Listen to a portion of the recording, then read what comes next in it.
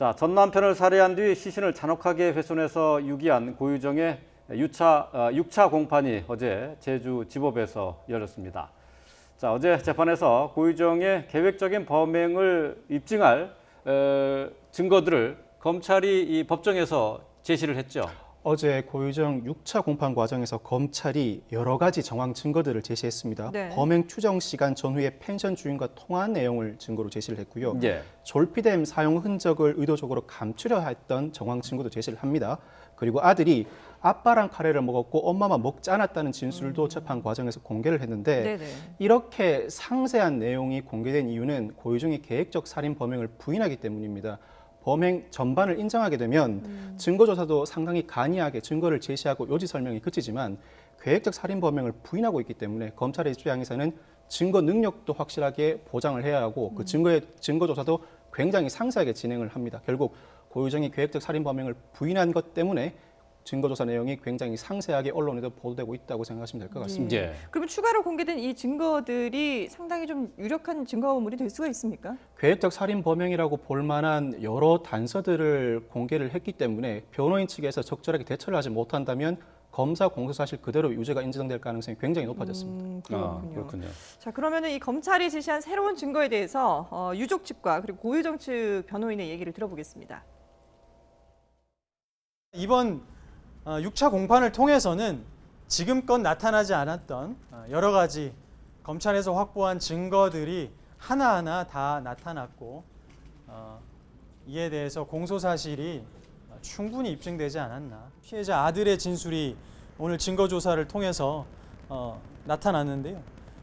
고유정은 계속해서 자신과 아들만 카레를 먹었지 당시 펜션에서 피해자는 전혀 자신이 만든 카레를 먹은 적 없다고 주장해 왔습니다. 삼촌이라고 표현을 하는데요. 삼촌도 자신과 함께 카레를 먹었다. 이런 내용의 진술이 있고요. 평소에 그냥 일반적으로 행동하는 것들을 그런 것들을 그런 계획을 숨기고 했다고요? 계획이 어디 있어요? 자, 졸피뎀 어떻게 사야 돼? 졸피뎀 먹이면 몇 시간이나 잤네? 몇 시간 뒤에 어떻게 되는데? 이런 것들 찾아봐야 되는 거 아닌가요? 검찰에서 제시한 증거잖아요. 5월 10일부터 해서. 쭉 보세요. 그냥 일반 주부잖아요.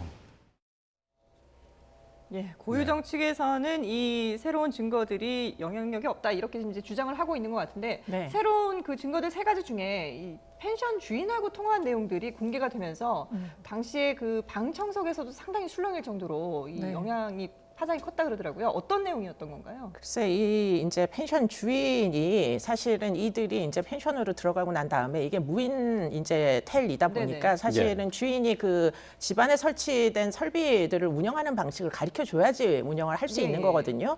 그러다 보니까 그 당시가 이제 봄 마지막 끝이기 때문에 밤에는 쌀쌀해서 네. 보일러를 트는 방법을 설명을 해주려고 여러 번 전화를 합니다. 네. 그런 중에 이제 처음에 8시 55분경에 펜션에 잘 들어갔다고 통화를 한 내용이 녹취가 돼 있고요. 네. 그리고는 여러 번 시도를 하는데 통화가 안 되다가 전화가 계속 오니까 아들이 전화를 받기 시작한 네, 거예요. 네. 그래서 방에 있던 아들이 엄마가 조금 있다가 전화를 하겠다고 한다. 예컨대 그 당시 9시 20분경이 아마도 이제 살해 추정 시간으로 경찰들은 추정하는 시간들이거든요. 네. 8시 끝부터 이제 9시 이제 한 30분 이전까지 살해했을 것이다. 이렇게 추정하는 시간인데 문제는 그 당시에 이제 아들이 대신 전화를 받을 수밖에 없지 않습니까? 네. 예, 고유정이 전화를 못 받으니까 네. 그렇게 됐다가 9시 50분에 이제 드디어는 고유정이 전화를 받아가지고 아들에게 하는 얘기가 이제 녹음이 돼 있어요. 예. 먼저 자고 있어라. 엄마 청소하고 올게. 이렇게 예. 얘기를 했다는 겁니다. 네.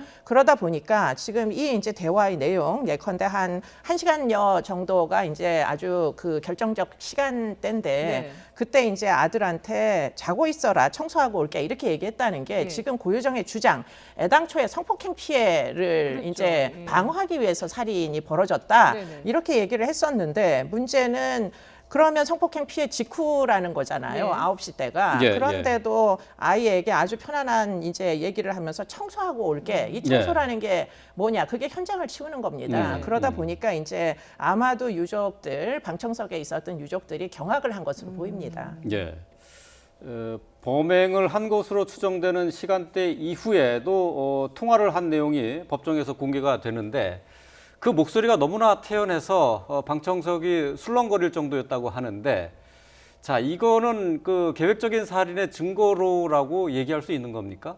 세 차례에 걸쳐서 굉장히 태연하게 통화를 하고 펜션 주인이 주의할 점을 설명하니까 중간중간 웃으면서 고맙다고 얘기하고 시종일관 밝게 통화를 한다는 겁니다. 네네. 네. 애초에 고유정 측이 주장하는 것이 성폭력 피해를 막기 위해서 우발적으로 범행을 저질렀다라고 주장을 했지 않습니까? 예.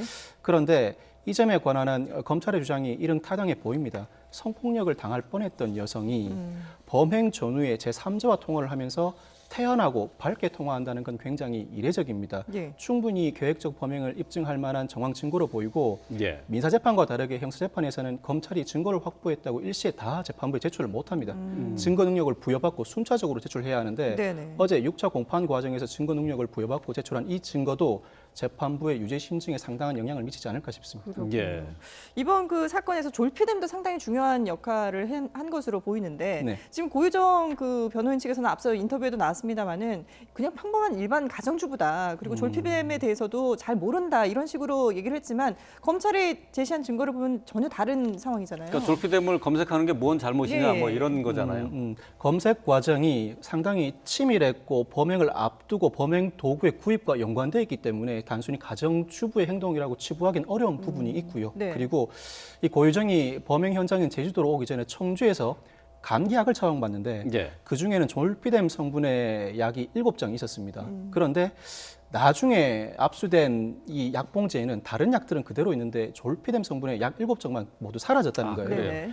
이 당시 사건 직후에 고유정이 입감된 이후에 현 남편이 찾아와서 면회를 했을 때 혹시 분홍색 파우치를 압수해 갔는지를 집요하게 물었답니다. 그 분홍색 파우치 안에 약이 들어있었던 건데 네네. 처음에는 현 남편이 무슨 말인지 모르고 있다가 나중에 집에 와서 살펴봤더니 여행용 가방 안에 이 분홍색 파우치가 있었고 그 안에 감기약 성분은 다 들어있음에도 졸피뎀 성분의 7장이 사라진 걸 알고 뒤늦게 이 점을 고유정이 상당히 걱정했다는 걸 깨닫고 경찰에 자진해서 제출하기로 했습니다. 예. 또 어제 재판에서 이제 검찰이 제출한 증거 가운데 이제 아들의 진술 내용도 있어요. 네, 네. 이 카레를 먹었다고 하는데 고유정의 진술과는 다른 내용이 나온 거죠. 네, 결국에는 이제 고유정은 남편은 카레를 먹지 않았다. 예컨대 졸피뎀이 있었더라도 카레 속에다가 넣었더라도 그걸 안 먹었으면 사실 관계가 없는 거잖아요. 그렇기 때문에 어떻게 해서든 이제 카레를 먹지 않았다고 주장을 했던 것 같은데 문제는 지금 아들이 해바라기 센터에서 한 진술이 있습니다. 그 내용들을 보면은 그 당시에 이제 그 펜션 안에서 일어났던 이 일들에 대한 일종의 목격 진술이 존재하거든요. 예. 그런데 이제 그 내용이 이번 공판에는 이제 개방이 된 공개가 된 것 같고 예. 그 안에 보면은 이제 삼촌이랑 같이 카레를 먹었다 이런 내용이 나와서 예. 지금 고유정이 애당초에 했던 진술들이 모두 지금 다 허위 진술이다 번복되고 있는 그런 과정 중에 있는 것으로 보입니다. 예. 그 삼촌이라고 말하는 부분은 아버지를 얘기하는 거죠. 네, 아버지를 남편이. 이야기를 하는 예. 것입니다. 예. 네. 자, 이 뭐 검찰이 이것뿐만 아니라 범행 장소에 남겨져 있는 혈흔 형태에 대한 국과수의 분석 결과를 통해서도 이게 범행이 절대 우발적인 범행이 아니다. 그러니까 고유정이 주장하고 있는 것이 이제 우발적으로 했다는 거잖아요. 이런 부분에 대해서 다 조목조목 반박을 했다고요. 혈흔 흔적도 반복적 공격 흔적이다라고 설명을 했습니다. 네. 최초 공격이 다이닝 룸에서 이루어졌는데 이 공격의 피해자가 현관 쪽으로 도망을 가는 모습이 혈흔을 통해서 그려집니다. 그 과정에서 고유정이 총 15차례에 걸쳐서 공격을 감행을 했는데 네. 앉은 자세에서도 공격을 하고 서 있는 상태에서도 공격을 했다는 것이 혈흔에 그대로 나타남을 조목조목 설명을 합니다. 예. 사실 고유정 측이 지난 공판기일에서 재판부에 현장 검증을 요청한 바가 있습니다. 그랬죠. 예. 범행은 그대로 부인하면서도 이번 검찰의 혈흔 설명에 현장 검증 요청은 철회하기도 했습니다. 예. 자, 어제 공판에는 피해자의 어머니와 동생이 출석을 해서 고유정에게 법정 최고형 구형해달라고 얘기를 했는데요.